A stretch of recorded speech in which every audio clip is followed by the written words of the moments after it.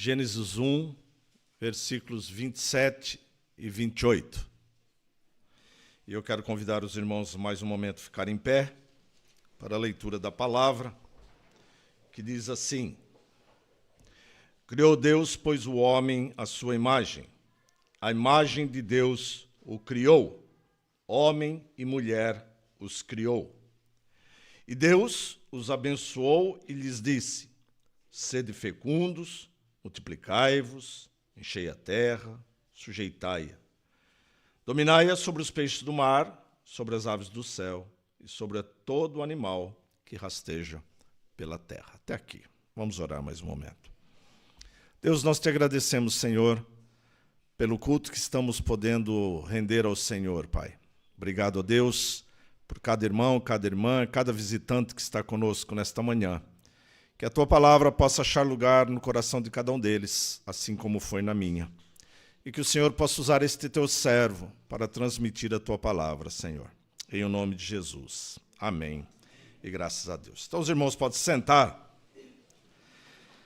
Meus irmãos, nós estamos a viver o mês de maio, não é? E o mês de maio, por uma questão de tradição, é o mês da família, né? Também por tradição, é o mês do mês das mães. E hoje é o dia das mães, né? Aí, de acordo com o gosto, tem uns que celebraram já a semana passada, né? Foi domingo passado, primeiro domingo. Tem outros que celebram este, né? Então, aqueles que celebram este domingo, né, já tem 2 domingos, dia das mães. Olha que maravilha, já são 2 em vez de um só, né? Mas, a princípio, nós estamos dizendo, é por tradição. Por tradição, temos este dia para lembrar o Dia das Mães, né? Mas todos os dias são Dia das Mães. Todos os dias é o Dia da Família, né? Também por tradição, aqui eu ainda não sei se em Portugal é assim, né? Mas por tradição, o mês de maio é o mês das noivas, né? O pessoal casava tudo em maio, né? Penso eu no Brasil porque é um clima assim mais ameno, né? Mais favorável, já está assim, clima mais tranquilo para pôr toda aquela roupa, né?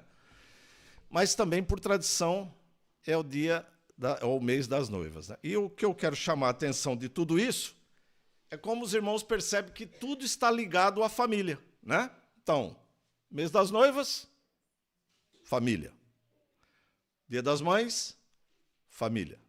Mês da família, família. Interessante porque o mês da família, né, por mais assim, mais estranho que possa parecer, vou usar esse termo, né, foi instituído pela ONU, né? Dependendo de ser a ONU ou não, no meio cristão é um mês ou um dia muito importante, né? Porque nós sabemos que, de acordo com os princípios bíblicos, quem instituiu tudo isso foi Deus. Os homens podem legalizar, colocar datas, né? Mas quem instituiu tudo isto foi o próprio Deus. O próprio Deus que criou todas as coisas. Criou, inclusive, o homem e a mulher para que todas essas coisas fossem lembradas, né? Só existem noivas porque existem noivos. Só existe mãe porque existe alguém que gerou, né? Ninguém, quer dizer, acho que ninguém nasceu aqui, né, de forma diferente, né? Mas, geralmente, é assim que todo mundo é gerado, né? Ou seja, a família, ela sempre foi e sempre será o plano soberano de Deus, né, na questão de organização. A família é vital para a sobrevivência da raça humana, em todos os sentidos. A família, ela é vital para atuar e consolidar um povo que está no meio de uma geração corrompida e decaída. A família é quem norteia a moral e o caráter que vão transformar filhos em homens e mulheres íntegros e tementes a Deus. Que família é essa que eu estou a dizer aqui? A família cristã. não necessariamente a família, vamos dizer assim, uma família normal ou moderna, mas a família cristã. A família cristã ela é composta deste sentido, né? Quando nós lemos aqui Gênesis, esses versículos que nós lemos, né, nós percebemos aqui o propósito de Deus para todas as coisas, né? Deus criou todas as coisas, dia após dia, foi criando todas as coisas. E no sexto dia da criação, ele criou o homem, depois criou a mulher. E interessante que ele faz isso, e ele deixa um critério para isto, né? Ele diz que eles deveriam ser fecundos. Eu não percebo em nenhuma outra passagem bíblica Deus contrariando o seu ensino, dizendo assim, por exemplo, olha, se no futuro tiver muita gente habitando a terra, não sejam fecundos. Eu não vejo essa questão aqui, né? E por quê? Porque, para mim, a palavra de Deus ela é soberana em todo o tempo. Em todo o tempo. O que nós queremos dizer com isso é que, quando Deus criou todas as coisas e disse para ser fecundos, ele estava norteando o padrão da família cristã, que seria composta pelo casal homem e mulher e pelos filhos. Este era o padrão que foi ali estipulado por Deus, né? Então, nós vamos vendo uma linhagem social.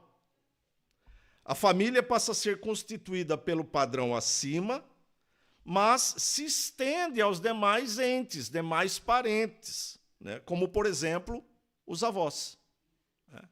Então, aquilo vai ampliando, né? Bom, por que eu estou a dizer isto, né? Hoje é o Dia das Mães, né? Tradicionalmente, o pastor iria fazer uma mensagem para as mães, né? Mas esse também é o mês da família, né?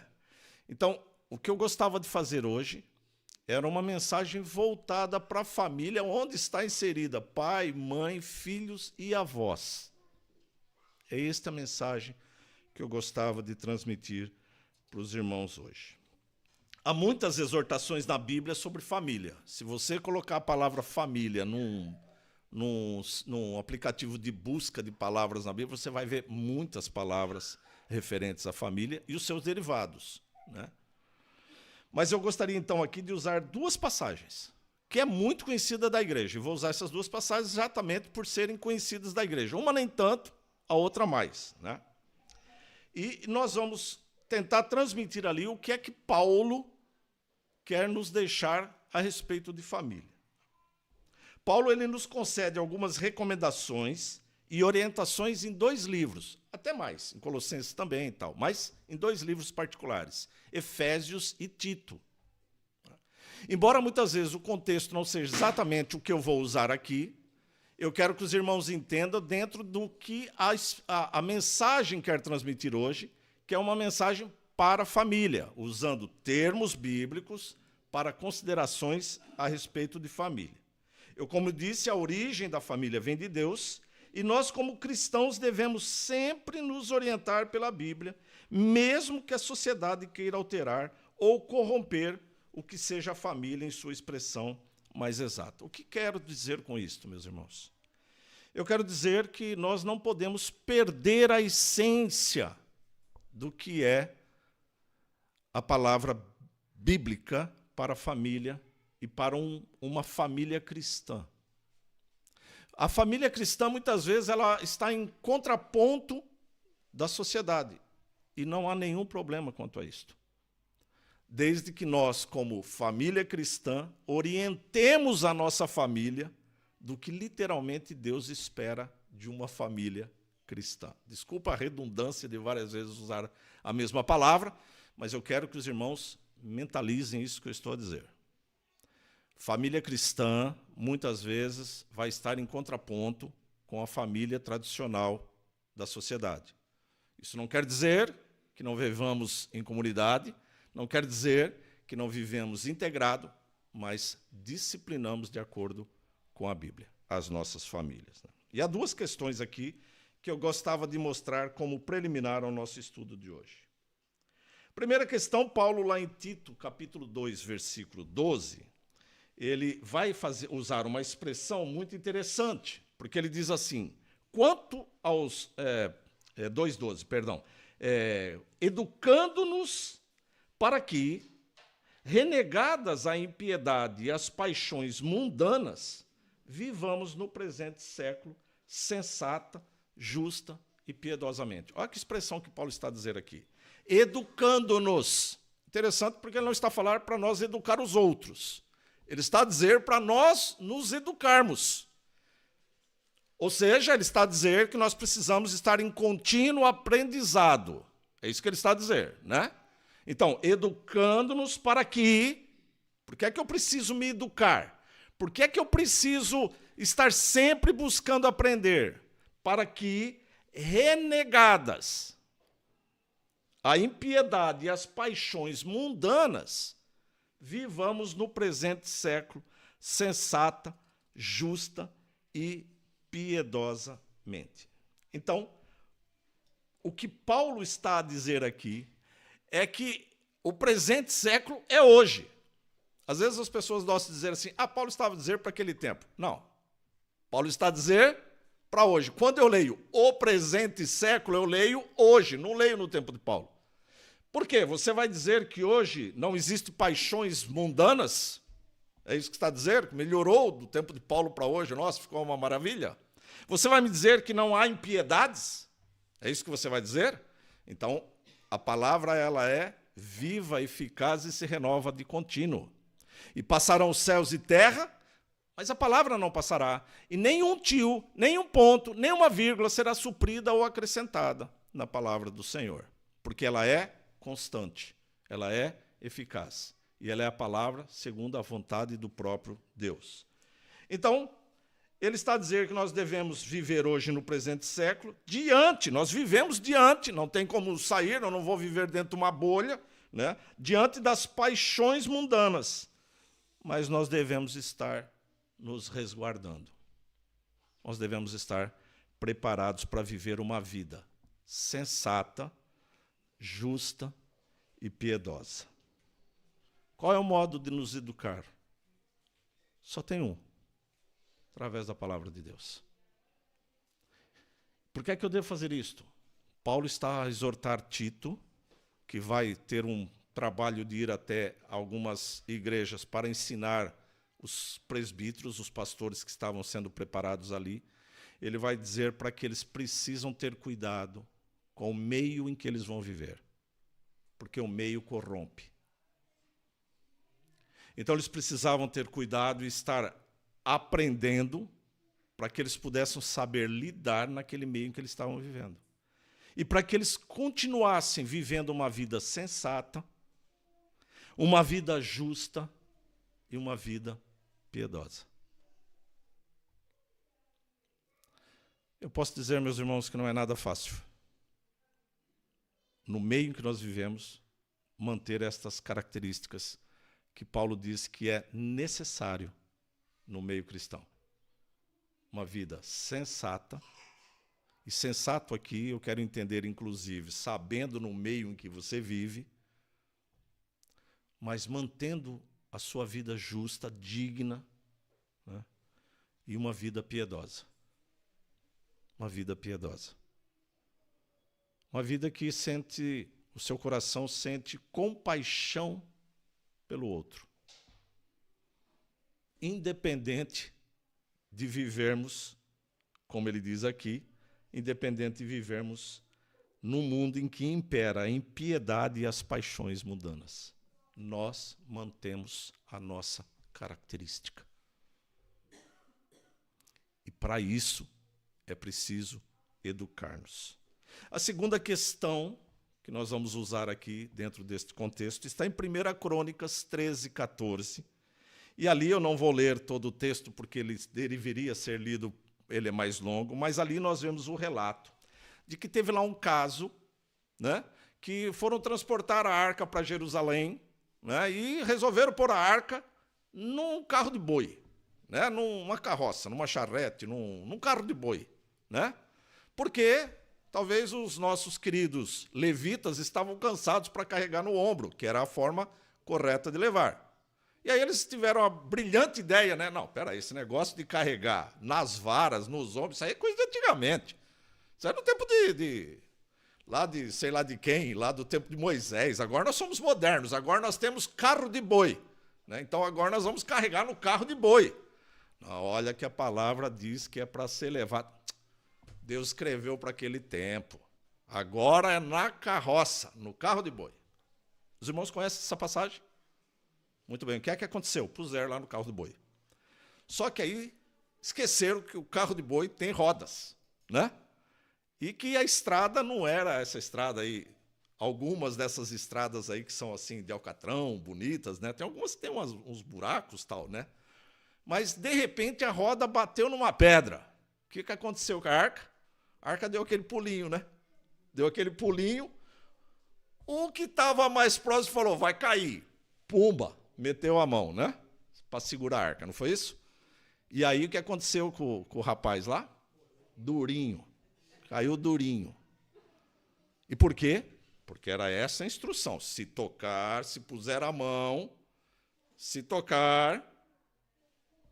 E aconteceu isso. Exatamente isso. Davi falou, epa, peraí, vamos mandar isso para algum lugar, porque essa arca, preciso entender direito como é que funciona. E ele mandou para uma família de Obed-Edom. Mandou para a casa dele. Ele falou, tá bom, deixa ela aqui. Né? O que aconteceu lá na família de Obed-Edom? Né? Prosperou a casa dele. A palavra do Senhor ali diz que e o Senhor abençoou sua casa e tudo que ele tinha. O que é que eu vejo aqui? Eu vejo que onde Deus está presente, porque a arca simbolizava a presença de Deus, né? Onde Deus está presente, há paz, há prosperidade, há temor. Então, a família onde está a presença de Deus é uma família abençoada. É essa a leitura que eu faço da passagem. Não tem outra leitura a ser feita. Então, meus irmãos, aqui nós já vimos duas questões. Precisamos manter-nos firmes, orientando-nos, educando-nos para mantermos a nossa vida justa, piedosa e sensata. Acima de tudo, porque Deus está presente na nossa família. Se Ele não estiver, você não vai ter essa vida. Sem a presença de Deus, não tem como você se manter justo, piedoso e agir com sensatez no meio de um mundo corrompido. Não há como. A família é assim. Lembra-se que eu falei primeiro? Família é o plano, é o propósito de Deus. E Ele estabeleceu todos os critérios para que a família, que é o plano dele, pudesse ser governada em bem. Em bem. Com prosperidade, com paz, com equilíbrio, sensatez. Então Deus estipulou todas as coisas para se viver desta forma. Muito bem. Então, compreendemos como é importante que Deus permaneça no centro da família e que a Bíblia seja a nossa regra de fé e orientação. Dito isto, eu quero então usar aqui as instruções de Paulo, que está em Efésios. E nós vamos ler uma leitura que está no capítulo 5, do versículo 22 até o 33.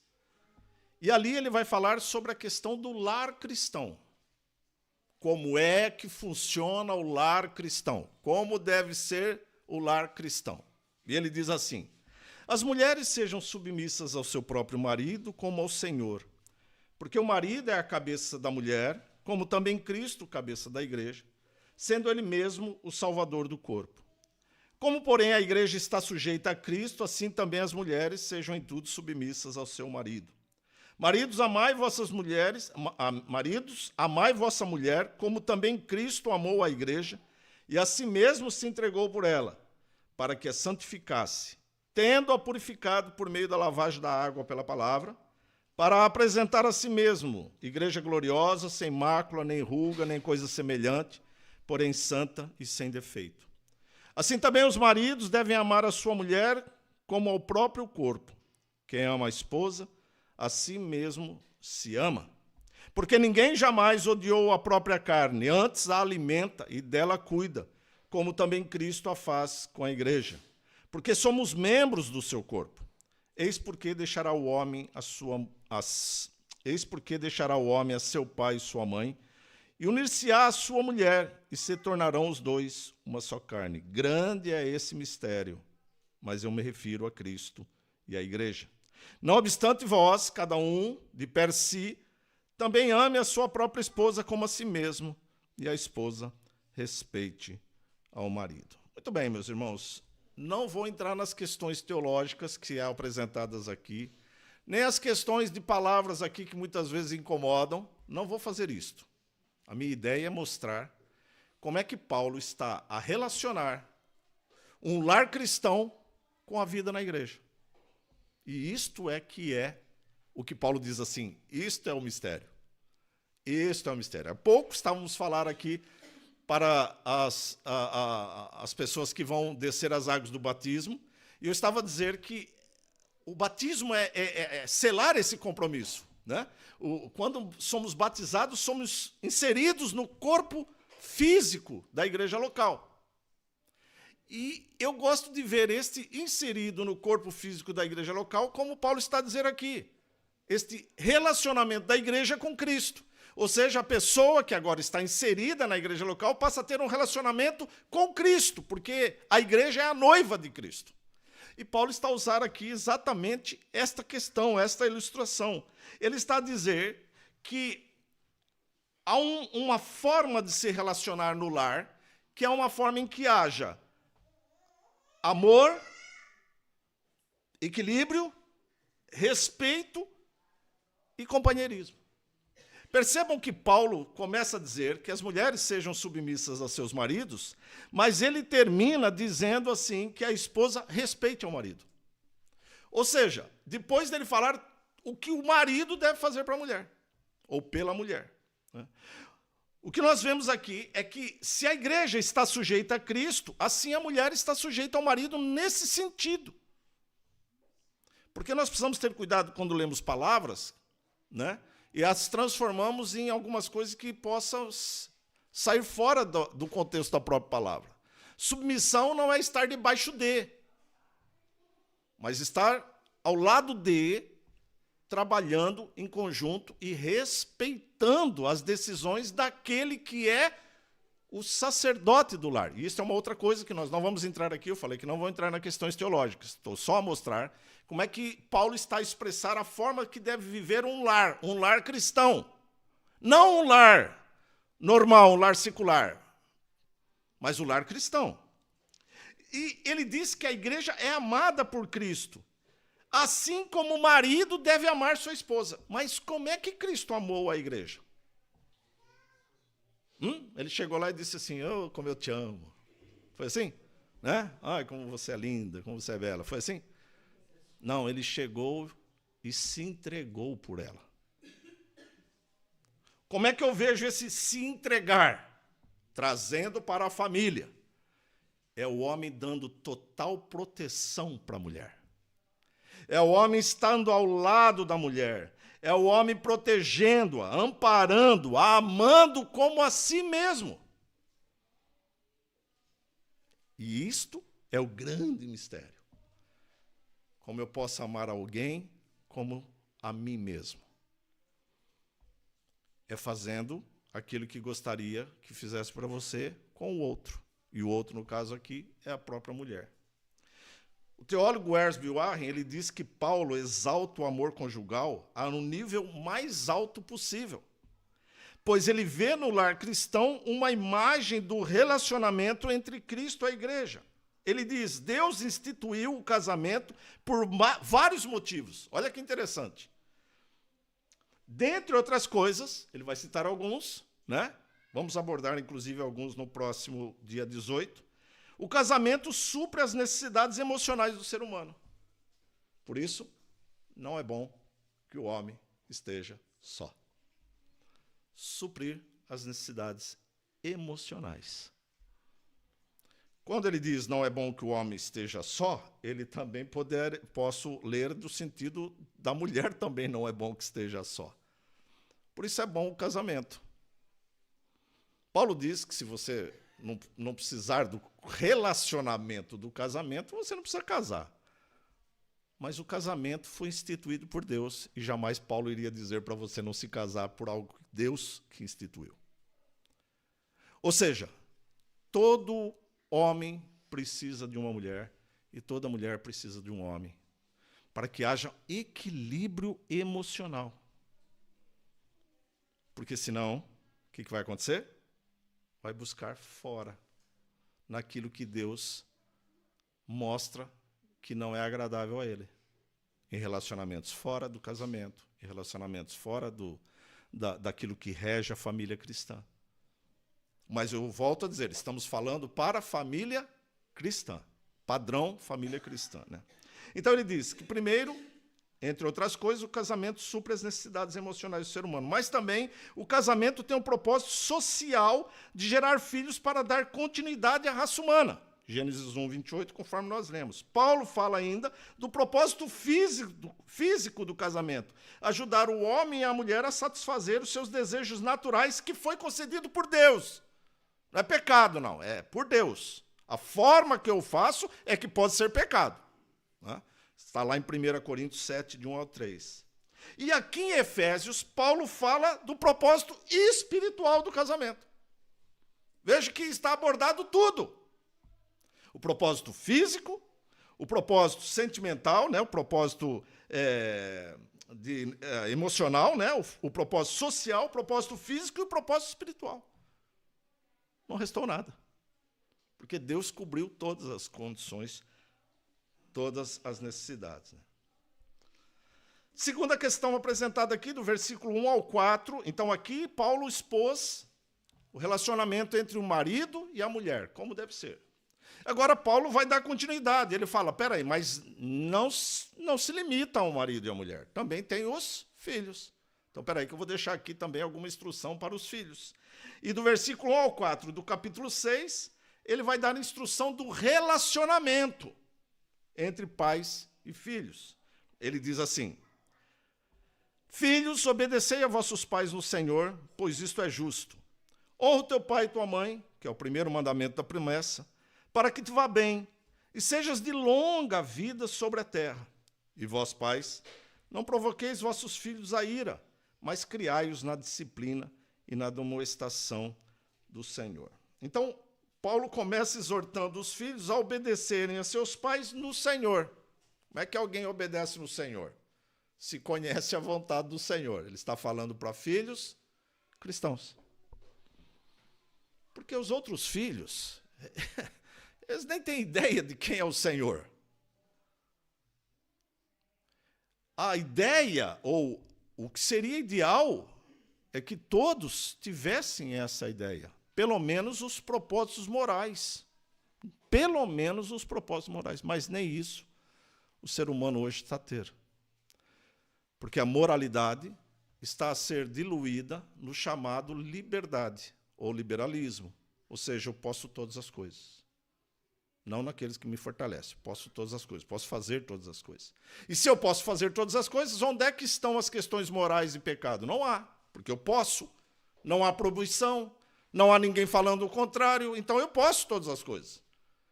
Então como é que eu vou falar para alguém que ele está equivocado, que ele está errado no seu ato, se foi suprido essa questão diante da sociedade? Então Paulo começa a dizer, obedecei vossos pais no Senhor. Ou seja, eu leio a palavra do Senhor e vejo como é que um pai deve educar seu filho. E de acordo com a palavra nos orienta a educar o filho, é como nós deveríamos fazer. Mas, infelizmente, a sociedade hoje está querendo tirar esta questão dos pais. Os pais não podem mais educar seus filhos no Senhor. Porque se eles o fizerem, a sociedade vai reprimir. Percebem? Ou seja, a sociedade quer entrar e tirar algo que não lhe pertence, não pertence à sociedade, que é a educação do filho. E aqui nós não estamos a dizer de questões de formas truculentas de tratar o filho, mas das formas de disciplina e obediência. Então, a partir desses princípios, eu leio a palavra, vejo como o Senhor fala que eu devo tratar, que eu devo cuidar dos filhos. É uma família cristã. Eu vejo o amor com que ele transmite ali aos filhos, o amor que ele transmite ali aos filhos. E esses filhos vão obedecer aos pais no Senhor, porque ele entende qual é a vontade de Deus para a vida dele. Então, quando eu ensino meu filho no caminho do Senhor, ele vai respeitar o pai no caminho do Senhor. Olha que interessante, né? Ou seja, ele não vai ter dificuldade de obedecer os pais.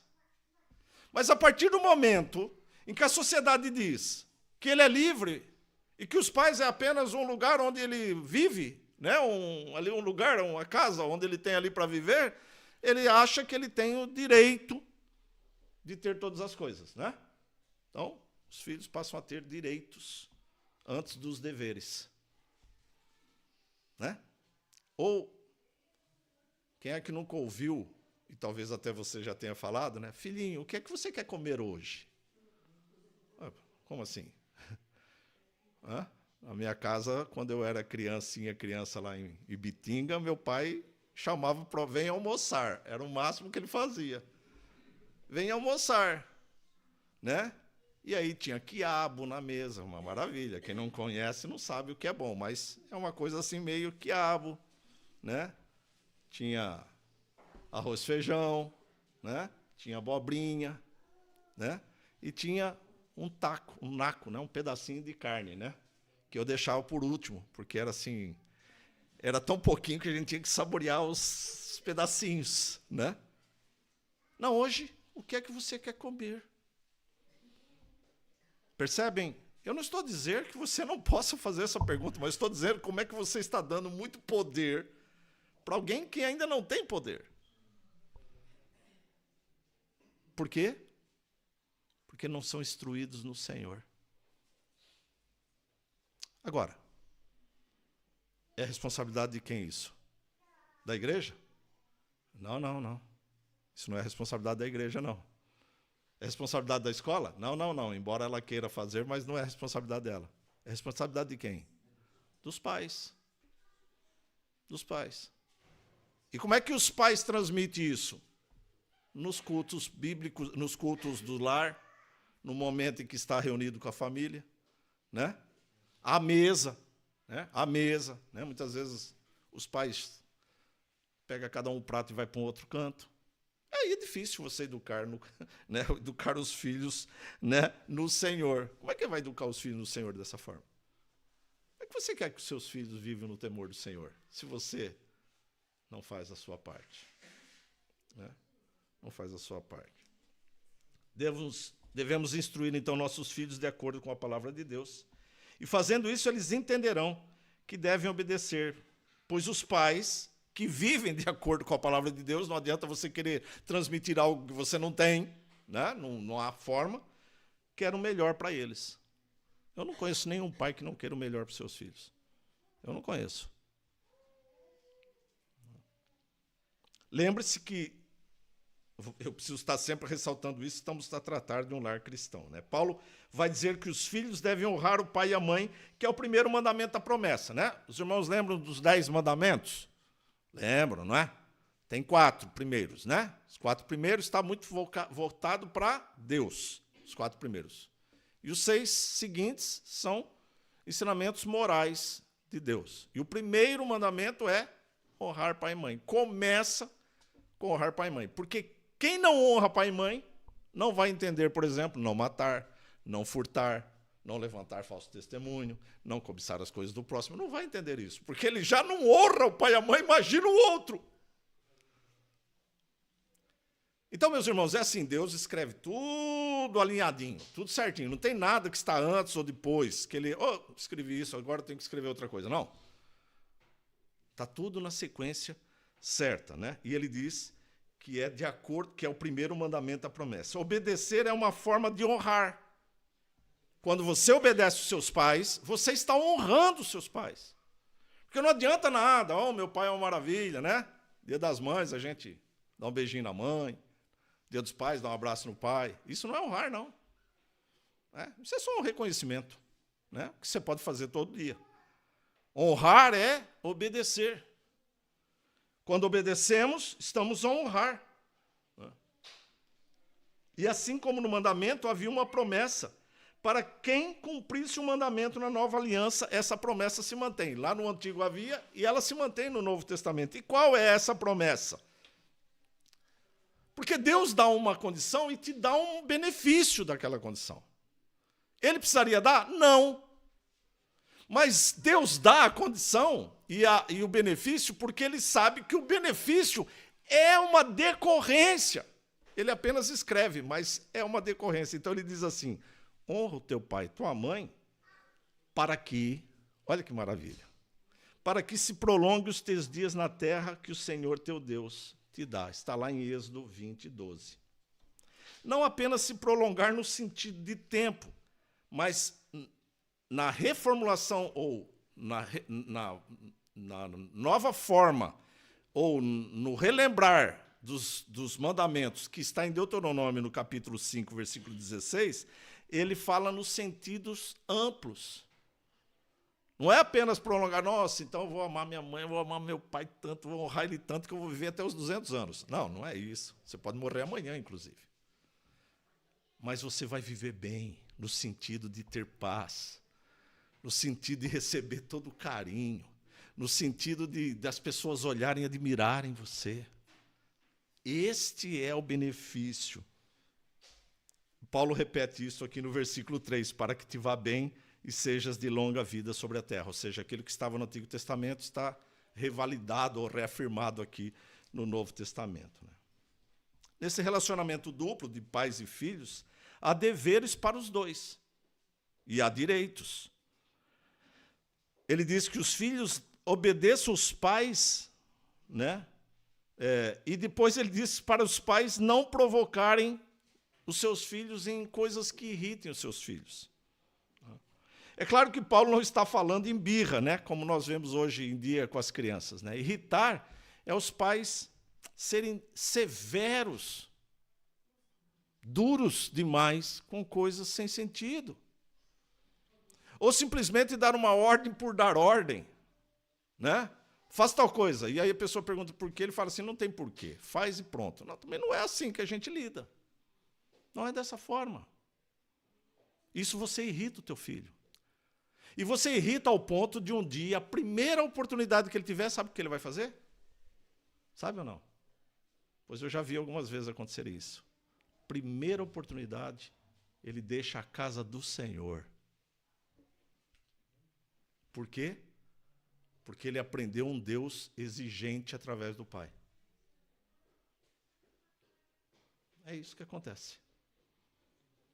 Então, irritar o filho é exatamente no sentido como você lida com seu filho. É dessa forma. É claro que Paulo ainda diz assim, criai-os na disciplina e na admoestação do Senhor. Na NVI ele traduz dizendo assim, criai-os segundo a instrução e o conselho do Senhor. Né? Admoestar aqui é a questão de ter conversa, é um confronto verbal, é você ensiná-lo aquilo que você está transmitindo. Ensinar. É dessa forma, ensinando. E ensinar repetidas vezes. Repetidas vezes. Né? A repetição é um método de instrução. Né? No meu tempo, quando a gente aprendia matemática, né, nós tínhamos até um lápis que nos ajudava, que era o lápis tabuada. Né? Tem alguns irmãos que riram para mim, tem alguns que fizeram uma cara assim, lápis, né? O que é lápis? Já tem um problema aqui na questão do que é o lápis. Né? O lápis é um negócio de uma ponta assim que escreve. Né? E tinha no entorno do lápis tinha as tabuadas. Tinha tabuada do 1, do 2, do 3, do 4, do 5, do 6, do 7. Aí a gente até evitava de apontar o lápis, porque senão ia perdendo as tabuadas. Né? É verdade. Por que era feito aquilo? Para que você fosse memorizando. Memorizando. 2 vezes 2 é 4, 2 vezes 3 é 6, 2 vezes 4 é 8. Memorizando. Por quê? Porque é assim que é a forma correta de se aprender as coisas, através da repetição, da memorização. Então, quando você conversa com o seu filho, repita as coisas várias vezes para ele aprender. Né? Terceira questão aqui é o relacionamento, e esse eu vou ser bem rápido, porque ele está um pouco aqui fora da questão de família, mas envolve também a questão de como nós devemos nos portar. Está no versículo 5 ao 9, que fala sobre servos e senhores, né? Que diz assim: quanto a vós outros, servos, obedecei a vossos senhores, segundo a carne, com temor e tremor, na sinceridade do vosso coração, como a Cristo. Não servindo à vista como para agradar a homens, mas como servos de Cristo, fazendo de coração a vontade de Deus, servindo de boa vontade como ao Senhor e não como a homens, certos de que cada um, se fizer alguma coisa boa, receberá isso outra vez do Senhor, quer seja servo, quer seja livre. E vós, senhores, de igual modo, procedei para com eles, deixando as ameaças, sabendo que o Senhor, tanto deles como vosso, está nos céus, e que para com ele não há acepção de pessoas. Veja o que ele diz aqui: sabendo que o Senhor, tanto deles como vosso, novamente aqui ele está falando para cristãos. Né? E ele diz assim, ele fala assim, o relacionamento entre servos e senhores, falou entre maridos e mulheres, entre filhos e pais, e agora ele vai colocar um outro personagem que era cotidiano na casa. As pessoas tinham serviçais, tinham pessoas que ajudavam, então ele também vai dar uma instrução para essas pessoas. Hoje, nós não temos muito, mas nós temos um outro, que é o qual? O patrão e o funcionário. É o outro, o patrão e o funcionário. Ou seja, nós, às vezes, ficamos chateados e até podemos achar o tratamento injusto. Nós trabalhamos numa empresa e até achamos assim, ele não valoriza o nosso serviço, eu devia ganhar mais, eu não sei o quê. Né? E aí a pessoa começa... Amigo, é o seguinte, enquanto você estiver debaixo de um patrão, seja o melhor funcionário que você puder ser. Mas eu acho que ele é injusto. A palavra não pergunta aqui se tem condições, ele apenas diz que você deve ser submisso no sentido de estar debaixo daquelas ordens. Pastor, eu não suporto ele. Mas você vai continuar lá sendo o exemplo lá. Porque o dia que você achar que literalmente não dá, procure outro emprego. Procure outro lugar para você ir, né? Mas nunca escandalize o nome do Senhor através da sua vida. Esta é a questão que Paulo está a dizer aqui. Eu volto a dizer, não vamos analisar aqui as questões, estou fazendo um apanhado geral. Né? Paulo continua a orientar o cristão que vem de um lar cristão estruturado. É assim que Paulo está a dizer. E o que a palavra nos diz é que devemos ser exemplos por onde nós andamos. Paulo diz que devemos obedecer não apenas para agradar aos outros, né? Está aqui logo no versículo 6, não servindo à vista para como agradar a homens, mas devemos obedecer para glorificar a Cristo através das nossas atitudes. Ainda ele deixa uma recomendação para os patrões, aqueles que estão liderando, aqueles que estão sendo o que tem gente debaixo da sua serviço. Né? Ele diz que a atitude deve ser honrosa, sem menosprezar o funcionário. Você tem funcionário? Você tem alguém aqui debaixo de você? Eu não sou funcionário, mas sou o gerente, eu sou o diretor. Tem pessoas debaixo da sua liderança? Tenho. Como é que você trata ele? Sou o gerente. Vai buscar um copo d'água. Vai fazer isto. Mas, peraí, essa não é a minha função, buscar copo d'água.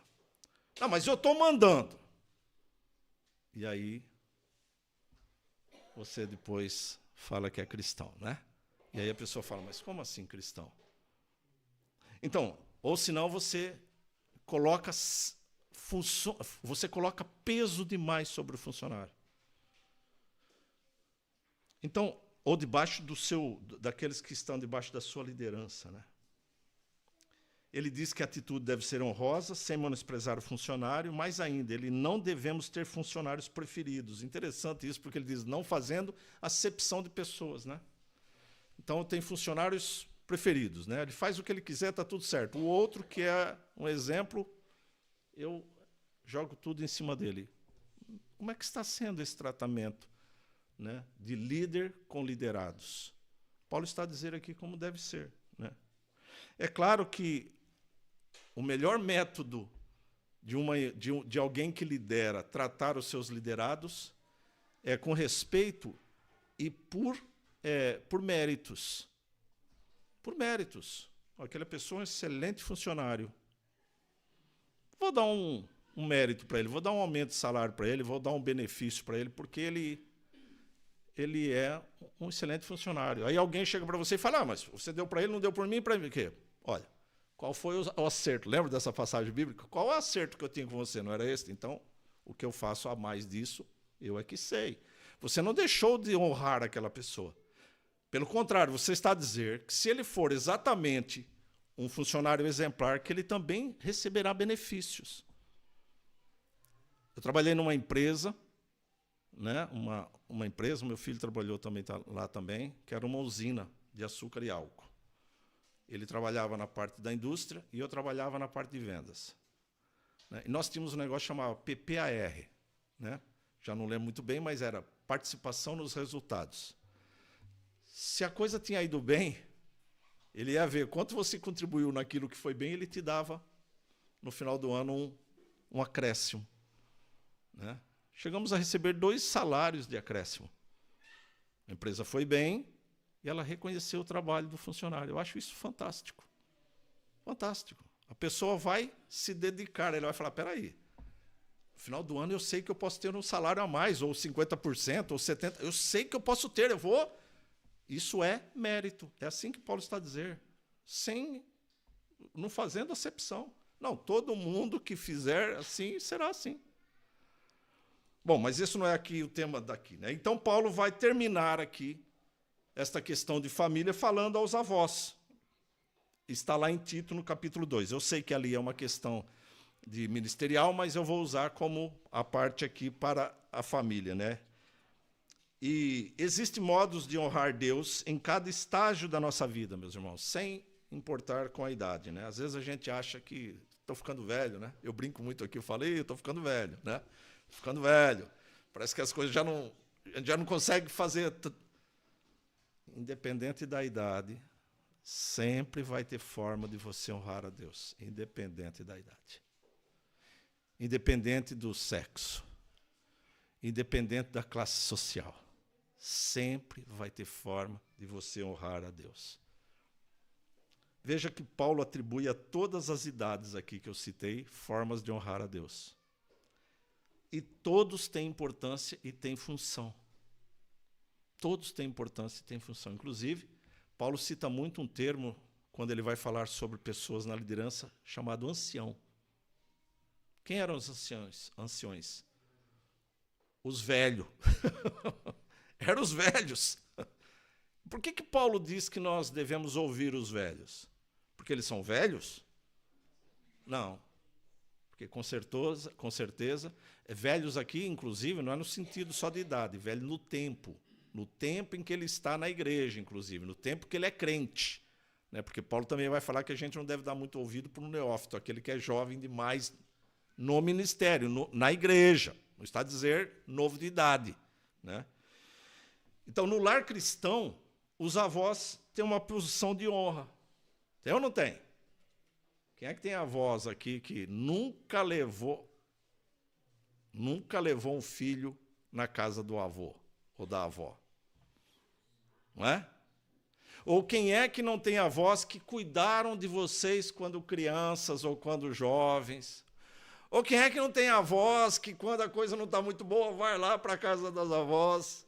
Ou quem é que não tem avós que, olha, eu preciso ver minha avó, porque quando eu chego lá ela faz quitutes, faz um café maravilhoso. Quem é que não tem avós? Avós, né? Sentido de avô e avó. Não é verdade? Não é bom. Eu nunca conheci meus avós. Ao tempo que eu fiquei no Brasil, meus avós que estavam em Portugal morreram. Senti falta de conhecer meus avós, né? Porque não tive esse privilégio, né? Então, quem tem esse privilégio deve se sentir honrado de ter esse privilégio e honrar aqueles que são avós, né? E por quê? Porque são as pessoas com cicatrizes. São pessoas que têm marcas no corpo. São pessoas que passaram por coisas que você não tem nem ideia, que você talvez nunca vá passar, por sofrimentos que você nunca experimentou. Né? Quem é que não gosta de ouvir a avó dizer assim, no meu tempo era uma sardinha para três? Quantas vezes eu ouvi da minha tia Alice? Não ouvi da minha avó, ouço da minha tia, porque ela diria a mesma coisa. Talvez algum irmão aqui, mais antigo aqui, também tenha essa expressão para dizer. Sabe o que quer dizer isso? Eu não vejo isso apenas como uma forma de, que miséria. Não, não. Comunhão. Quanto nós somos? 5. Só tem uma sardinha, divide em 5. Mas um vai ficar com o rabo e a cabeça. Isso não importa. Divide em 5. Quantas batatas nós temos? 2. Divide em 5. Isso chama-se comunhão. Né? Então, os avós, eles têm essas coisas para ensinar, que é muito importante para os nossos filhos. Paulo está a dizer assim, no versículo 1 de Tito, capítulo 2 aqui, né? Ele diz assim, tu, porém, fala o que convém à sã doutrina. Ele começa a dizer isto. Quanto aos homens idosos, que sejam temperantes, respeitáveis, sensatos, sadios na fé, no amor e na constância. Aos avós, ele diz que sejam moderados, dignos de respeito, sensatos, sadios na fé, no amor e na perseverança. Através do quê? Da sã doutrina.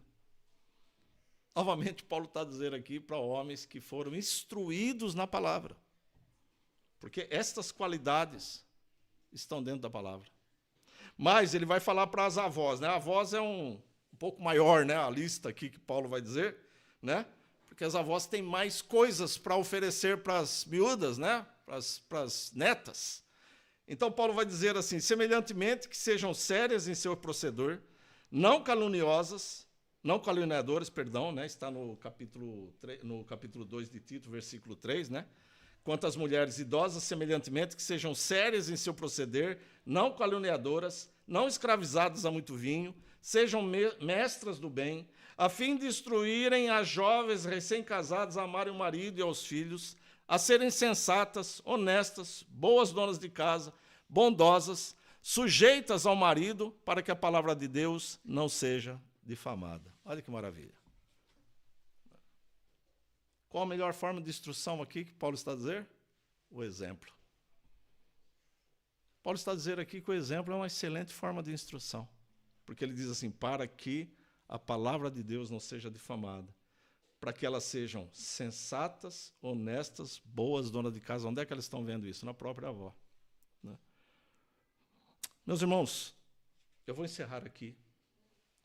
Tudo que nós falamos aqui hoje é destinado a um lar cristão, um lar sadio, onde todos têm uma participação para glorificar a Deus.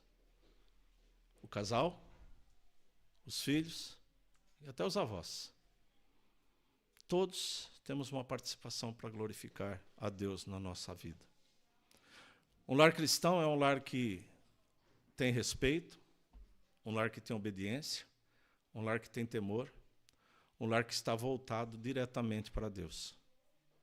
Um lar cristão é um lar, acima de tudo, um lar de amor. Onde o amor é demonstrado em cada ato, em cada gesto. Nós precisamos ver esta família cristã fundamentada na palavra. A igreja tem um papel agora sim muito importante. Exortar a família a ter um papel, a ter a sua fundamentação na palavra. Leiam a palavra de Deus. Ela é enriquecedora. Leiam a palavra, aprendam dela. E ao aprender, transmite aos seus filhos. Você tem netos? Transmita aos netos, para que aprendam aquilo que você aprendeu. E que assim como os pais, sejam tementes a Deus.